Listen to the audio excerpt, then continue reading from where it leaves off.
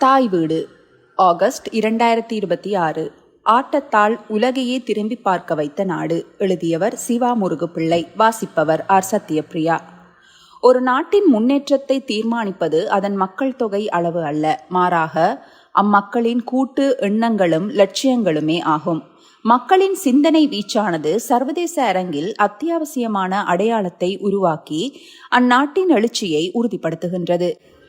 அந்த வகையில் உலகக்கிண்ண காற்பந்தாட்ட தொடரின் வாயிலாக தனக்கான தனித்துவமான அடையாளத்தை உலகளவில் பதித்துள்ள நாடு மேற்கு ஆப்பிரிக்க தீவு தேசமான கேப் வேர்டே ஆகும். இத்தகைய வரலாற்று சிறப்புமிக்க உலக கவனத்தை முன்னொரு காலத்தில் இலங்கை தேசமும் தன்வசப்படுத்தியிருந்தது. நிச்சயமாக இதில் நாம் பெருமிதம் கொள்ள முடியும். ஆனால் அது காற்பந்தாட்டத்தால் அல்ல, கிரிக்கெட் விளையாட்டினால் சாத்தியமானது. குறிப்பாக 1996 ஆண்டு ஒரு நாள் உலக கிண்ணத்தையும் 2014 ஆண்டு 2020 அதாவது T20 உலக கிண்ணத்தையும் வென்றெடுத்ததன் மூலம் இலங்கை உலக அரங்கில் தனது விளையாட்டு திறனை தீர்க்கமாக நிரூபித்தது. இத்தகையதொரு உலகளாவிய அடையாளத்தை சாதாரண குடும்ப பின்னணியில் பிறந்து வறுமையை வென்ற 40 வயதான கேப் வேர்டேயின் கோல் காப்பாளர் தன் திறமையான ஆட்டத்தின் வழியே சாத்தியமாக்கியுள்ளார். தனி ஒருவரின் செயற்பாடு மட்டுமே ஒரு நாட்டை உலக அரங்கில் முழுமையாக நிலைநிறுத்திவிட முடியாது என்ற போதிலும் இப்போட்டியில் அவர் ஏற்படுத்திய பொறி மிக முதன்மையானதாகும். எனினும் அப்பொறிக்கு சக்தியாக அமைந்தது அந்நாட்டின் ஒட்டுமொத்த விளையாட்டு வீரர்களின் விடாமுயற்சியும் வரலாற்று பின்னணியும் மக்களின் சமூக கூட்டு உழைப்புமே ஆகும். உலகளாவிய முதன்மை போட்டியில் ஒரு வீரர் தன் தேசத்தின் அடையாளமாக மிளிரும் போது அதுவே அந்நாட்டை உலக வரைபடத்தில் வெளிச்சத்திற்கு கொண்டு வர காரணமாக அமைகின்றது. போட்டிக்கு பின்னர் அவர் ஊடகங்களுக்கு வழங்கிய பண்பும் உணர்வு பூர்வம் மிக்க செவ்வியும் உலகத்தின் கவனத்தை அந்நாட்டின் பக்கம் திருப்பியதில் முதன்மையான பங்கு வகித்தது. அவரே கேப் வேர்டே தேசிய காற்பந்து அணியின் புகழ்பெற்ற கோல் காப்பாளரான போசின்ஹா ஆவார். ஜோசிமார் ஜோஸ் எவோரா டயஸ் என்ற இயற்பெயர் கொண்ட இவரின் அபாரமான ஆட்டம் 2026 FIFA உலகக்கிண்ணத் தொடரில் உலகளவில் பெரும் கவனத்தை பெற்றது. குறிப்பாக பலம் பொருந்திய ஸ்பெயின் அணிக்கு எதிரான போட்டியில் 7க்கும் மேற்பட்ட ஆபத்தான கோல் முயற்சிகளை தடுத்து ஆட்டத்தை 0-0 என சமன் செய்ய உதவினார். இதன் மூலம் உலகக்கிண்ண அறிமுகப் போட்டியில் இலக்கு எதையும் விட்டுக் கொடுக்காமல் தடுத்த மிக மூத்த கோல் காப்பாளர் என்ற வரலாற்று சாதனையை தன்வசப்படுத்தினார். 4 ஆண்டுகளுக்கு ஒரு முறை நடைபெறும் உலகக்கிண்ண தொடரின் இறுதியில் சாம்பியன் பட்டத்தை எந்த நாடு வேண்டுமானாலும் வென்றிருக்கலாம்.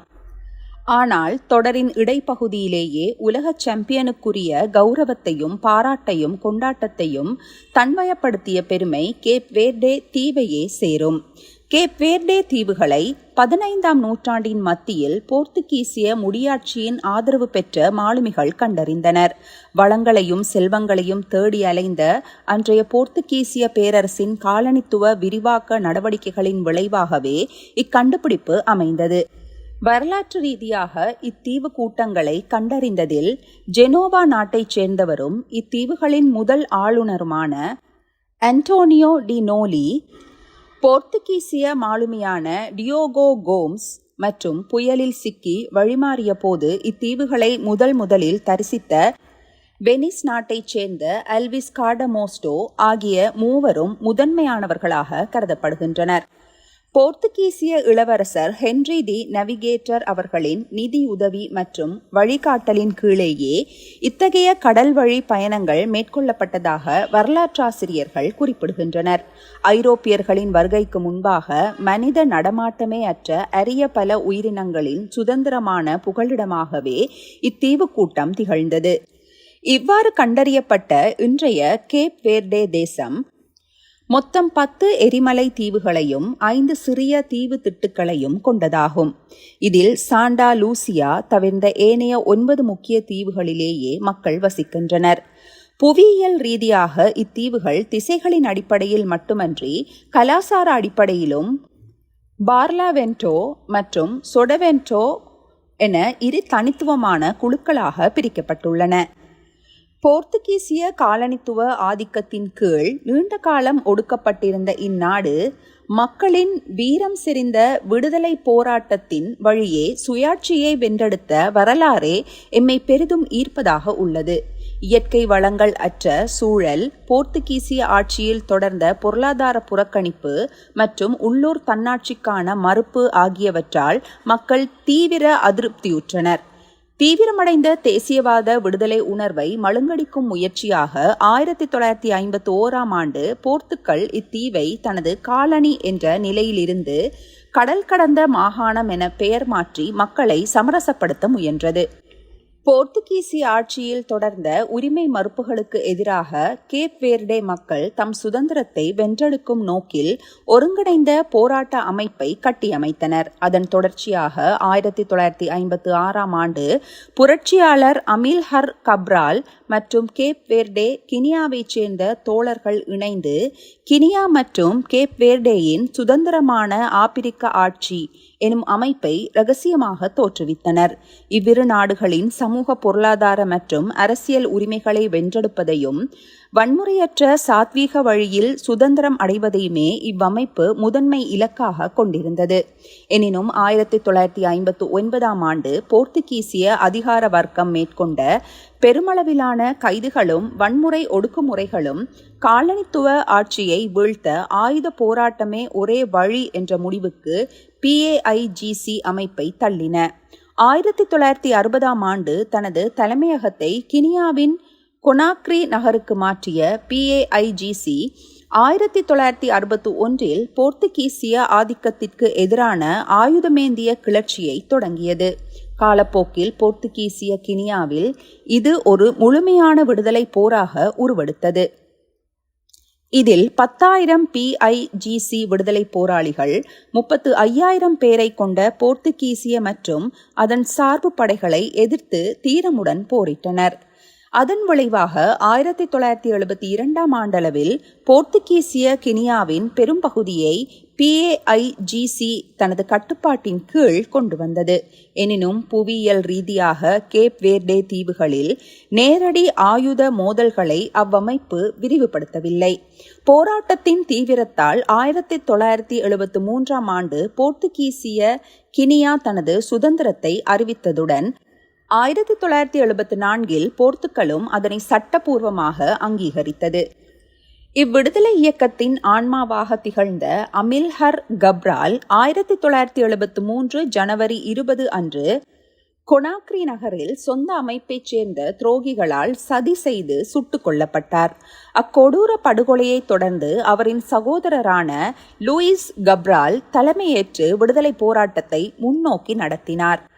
PAIGC அமைப்பின் விடுதலை போராட்டத்தை அமில்ஹர் கப்ரால் உறுதியோடு வழி நடத்தினார். அந்த அமைப்பின் கடற்படை தளபதியாக இருந்த இனோசென்சியோ கானியே கப்ராலை நேருக்கு நேர் சுட்டு கொன்ற கொலையாளி. 1973 ஜனவரி 20 இரவு கப்ரால் தன் மனைவி அனா மரியாவுடன் ஒரு பொது நிகழ்வை முடித்துக்கொண்டு கொனாக்ரியில் உள்ள தன் இல்லத்திற்கு திரும்பிக் கொண்டிருந்தார்.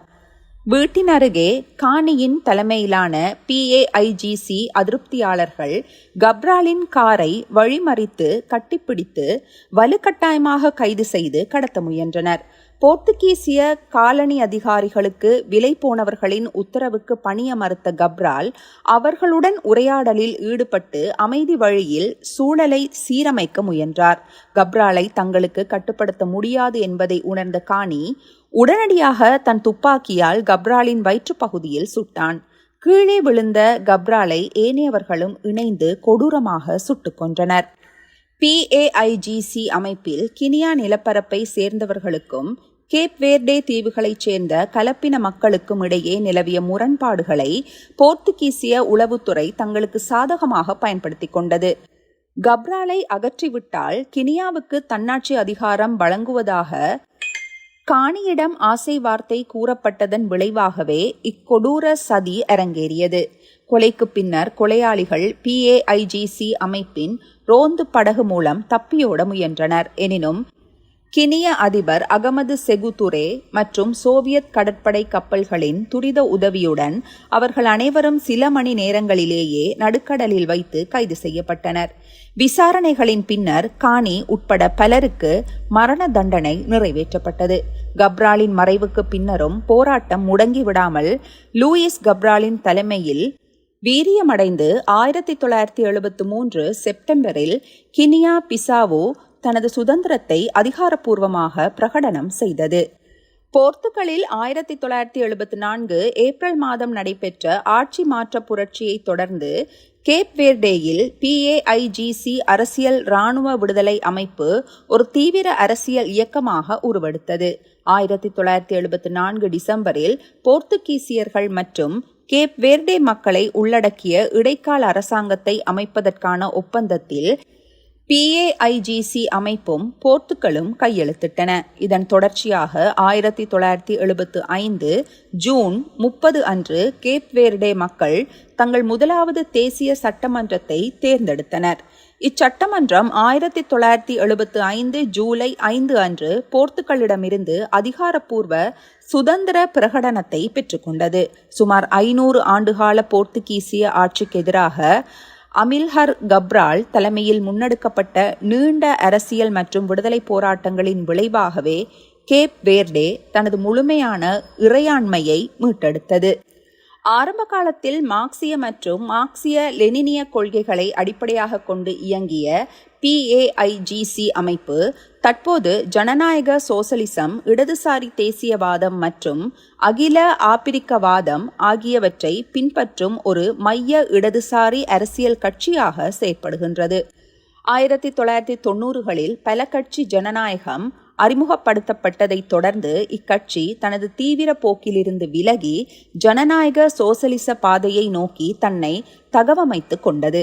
1981 ஆண்டு ஏற்பட்ட அரசியல் மாற்றங்களை தொடர்ந்து கேப் வேர்டே கிளை தனியாக பிரிந்து கேப் வேர்டே சுதந்திரத்திற்கான ஆப்பிரிக்க கட்சி என உருவெடுத்தது. அதேவேளை கினியா பிசாவ் நாட்டின் முதன்மை இடதுசாரி அரசியல் சக்தியாக PAIGC இயங்கி வருகின்றது. சுதந்திரத்திற்கு பிறகு அரிக்டிடிஸ் பெரேரா கேப் வேர்டேயின் முதலாவது அதிபராக பொறுப்பேற்றார். ஐக்கிய நாடுகள் சபையின் தரவுகளின்படி ஆப்பிரிக்காவின் மேற்கு பிராந்தியத்தில் அமைந்துள்ள இத்தீவு தேசத்தின் சனத்தொகை தோராயமாக 5,29,630 ஆகும். சனத்தொகை அடிப்படையில் உலகளவில் 174வது நிலையில் உள்ள இந்நாட்டின் மொத்த மக்கள் தொகையில் 79.64% மக்கள் தலைநகர் பிரயாவை சார்ந்த நகர்ப்புறங்களிலேயே வசிக்கின்றனர். மக்களின் சராசரி வயது 30 இருப்பதுடன் 1 சதுர கிலோமீட்டருக்கு 131 என்ற அடர்த்தியில் ஆற்றல் மிக்க இளைய உழைக்கும் சமூகத்தை கொண்ட நாடாகவும் இது திகழ்கிறது. இதேவேளை உள்நாட்டு மக்கள் தொகையை விடவும் அதிகமான கேப் வேர்டே மக்கள் போர்ச்சுகல், அமெரிக்கா போன்ற வெளிநாடுகளில் புலம்பெயர்ந்து வாழ்கின்றனர். போர்த்துகீசிய காலனித்துவ பின்னணி மற்றும் ஆப்பிரிக்க புவியியல் இருப்பிடம் காரணமாக இந்நாட்டின் கலாசாரம் இரு கண்டங்களின் தனித்துவமான கலவையாக உருவெடுத்துள்ளது.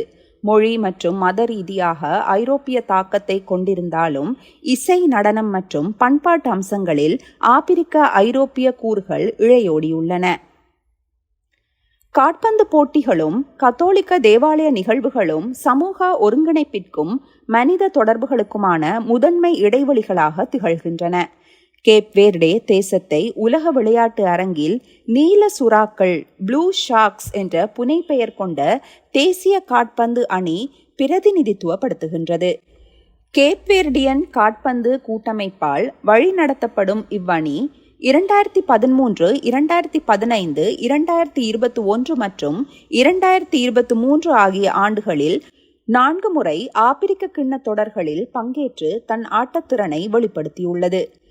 விளையாட்டிற்கு அப்பால் கேப் வேர்டே மக்களின் சமூக வாழ்வில் பிராசா எனப்படும் நகர சதுக்கங்களின் மிக முதன்மையான இடத்தை பெறுகின்றன. மாலையில் வேலை நேரங்கள் முடிந்ததும் மக்கள் எதுவித பாகுபாடுமின்றி ஒன்று கூடும் இச்சதுக்கங்கள் வெறுமனே திறந்தவெளி இடங்கள் மட்டுமல்லாது மக்களின் அன்றாட உரையாடல்கள், அரசியல் பகிர்வுகள் மற்றும் மனித பிணைப்புகளை வளர்க்கும் மைய புள்ளிகளாக திகழ்கின்றன.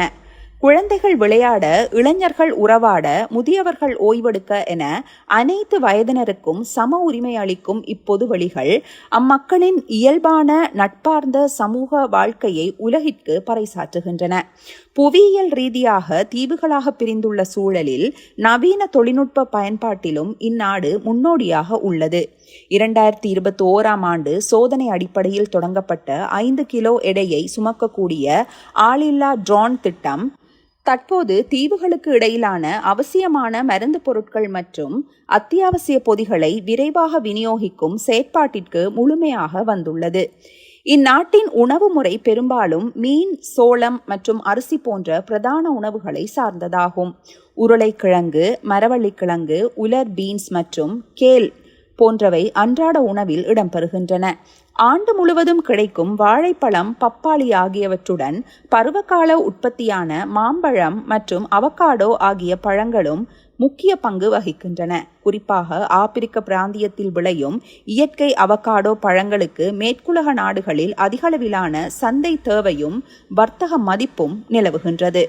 கேப் வேர்டே தீவுகளின் தேசிய மற்றும் பாரம்பரிய உணவாக திகழ்வது கச்சூபா ஆகும். உரிக்கப்பட்ட சோளம், சிவப்பு மற்றும் வெள்ளை அவரை வகைகள், மரவள்ளிக்கிழங்கு, சர்க்கரை வள்ளிக்கிழங்கு, பூசணிக்காய், முட்டைகோஸ், கேரட் போன்ற காய்கறிகளை சேர்த்து மிதமான தணலில் மெதுவாக வேக வைத்து செய்யப்படும் ஒரு சுவையான கூட்டு உணவே இதுவாகும். மக்களின் பொருளாதார நிலைக்கு ஏற்ப இதில் சேர்க்கப்படும் பொருட்களின் அடிப்படையில் இவ்வுணவு வெவ்வேறு பெயர்களில் அழைக்கப்படுவது உணவு பண்பாட்டின் மீதான சமூக பின்னணியை வெளிப்படுத்துவதாக அமைந்துள்ளது. கச்சூபா ரிகா. ரிகா என்றால் செல்வம் அல்லது தாராளம் என பொருள்படும். பொருளாதார வளம் மிக்கவர்களால் சமைக்கப்படும் இவ்வகையில் பல வகை இறைச்சிகள், மீன் மற்றும் போர்த்துகீசிய சொசேஜ்கள் தாராளமாக சேர்க்கப்படுகின்றன. கசூபா போப்ரே. போப்ரே என்றால் எளிமை என பொருள்படும். எளிய மக்களின் சமையலான இதில் இறைச்சியின்றி வெறும் சோளம், பீன்ஸ் மற்றும் கிடைக்கக்கூடிய காய்கறிகள் மட்டுமே முதன்மை பொருட்களாக இடம்பெறுகின்றன.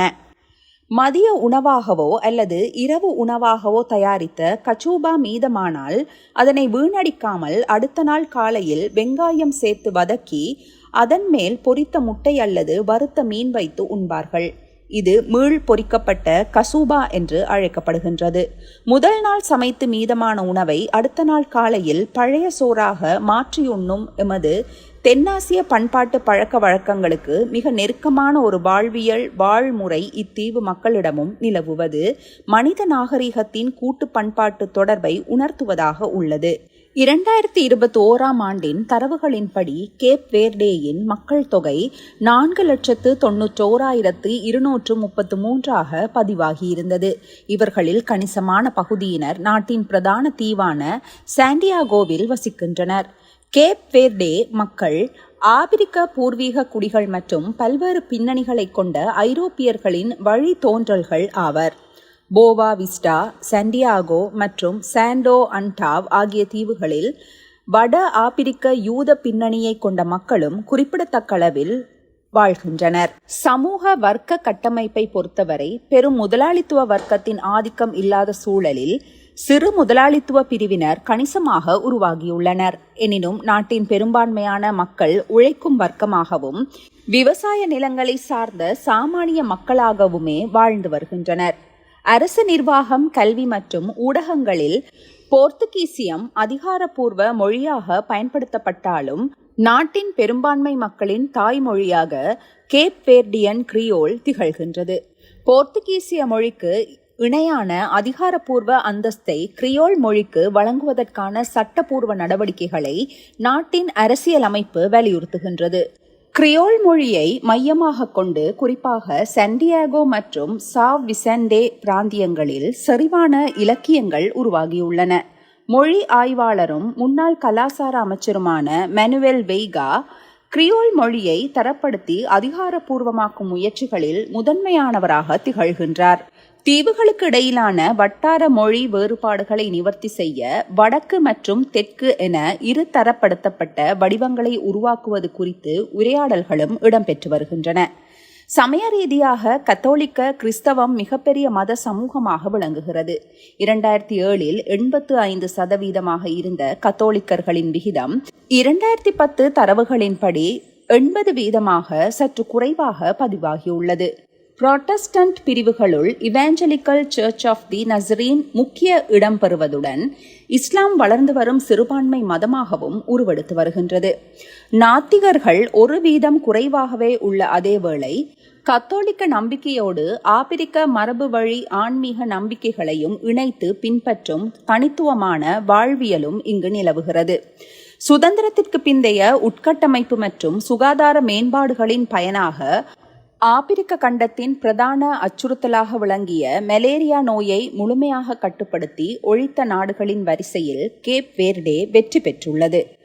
கேப் வேர்டே தேசம் பன்னாட்டு உறவுகளில் அணிசேரா கொள்கையை முதன்மையாக பின்பற்றி வருவதுடன் அனைத்து நட்பு நாடுகளுடனும் பரஸ்பர ஒத்துழைப்புடன் கூடிய உறவை பேண உறுதியளித்துள்ளது.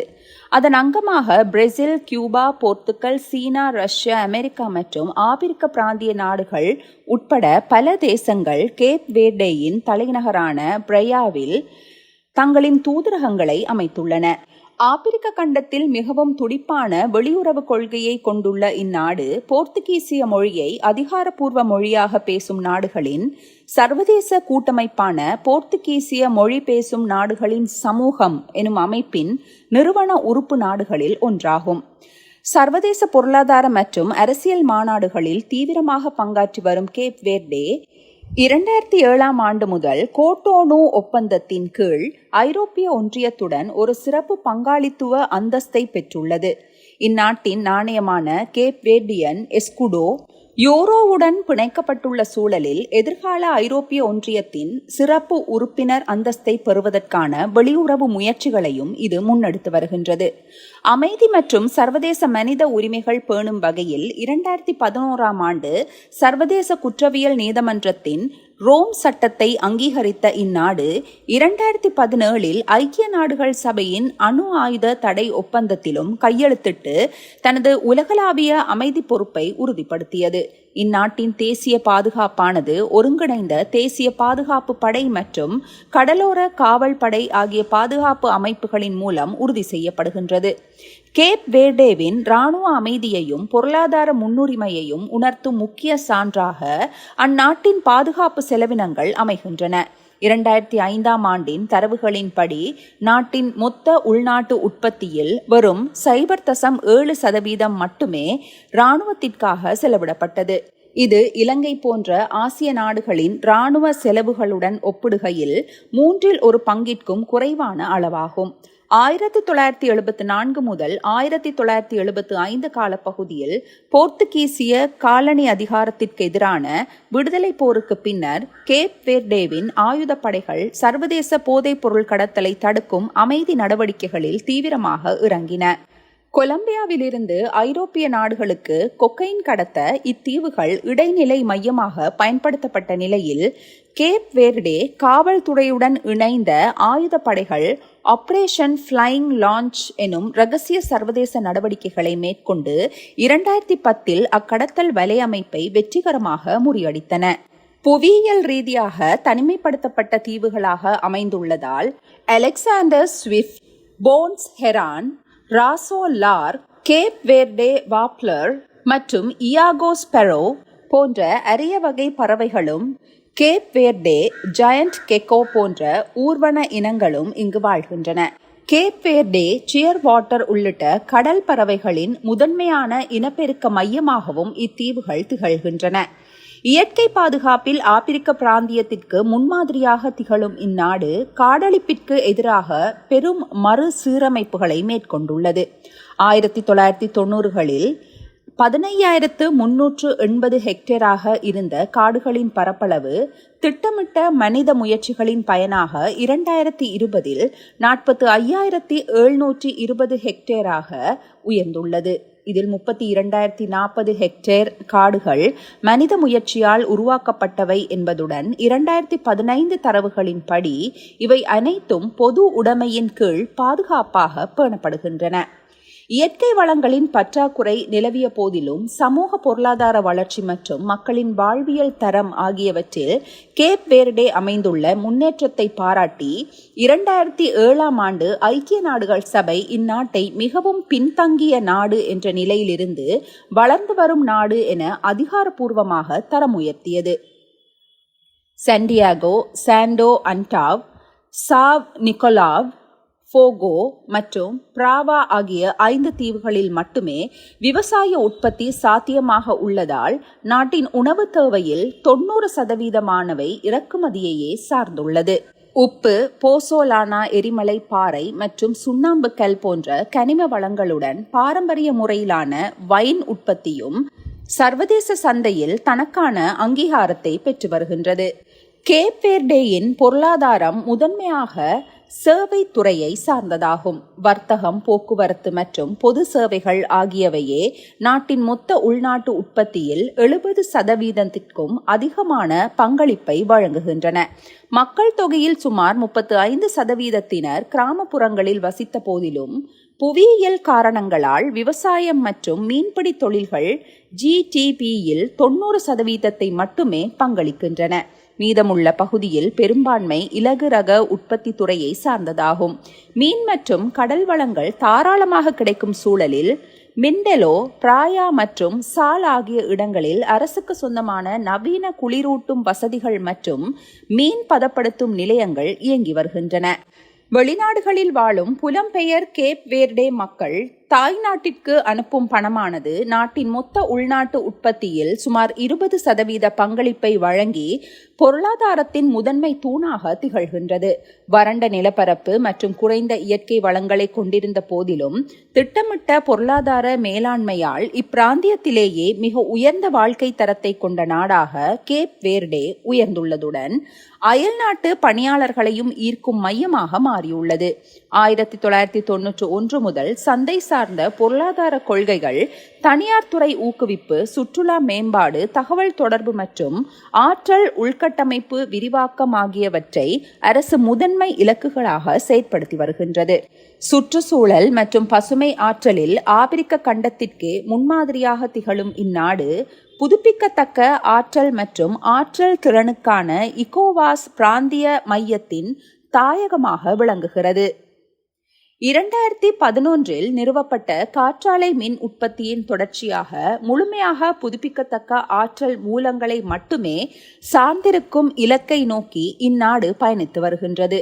2000 முதல் 2009 கால பகுதியில் நாட்டின் உண்மையான GDP வளர்ச்சி ஆண்டுக்கு சராசரியாக 7% கடந்து சஹாரா கீழ் ஆப்பிரிக்க நாடுகளின் சராசரியை விட அதிவேகமாக உயர்ந்துள்ளது. சுற்றுலாத்துறையின் அபரிமிதமான வளர்ச்சியும் பன்னாட்டு மூலதன வரத்தும் இதற்கு பெரும் பங்காற்றின. வறுமையை பாதியாக குறைப்பது உள்ளிட்ட ஐக்கிய நாடுகள் சபையின் 1000 ஆண்டு வளர்ச்சி இலக்குகளை வெற்றிகரமாக எட்டியுள்ள நாடுகளின் வரிசையிலும் இது இடம்பெற்றுள்ளது. 2007 உலக வர்த்தக அமைப்பில் இணைந்ததைத் தொடர்ந்து 2008 மிகவும் பின்தங்கிய நாடு எனும் நிலையிலிருந்து நடுத்தர வருவாய் கொண்ட நாடு எனும் நிலைக்கு கேப் வேர்டே உயர்த்தப்பட்டது. பொருளாதார ஸ்திரத்தன்மையை பேணும் வகையில் நாட்டின் நாணயம் யூரோவுடன் பிணைக்கப்பட்டுள்ளது.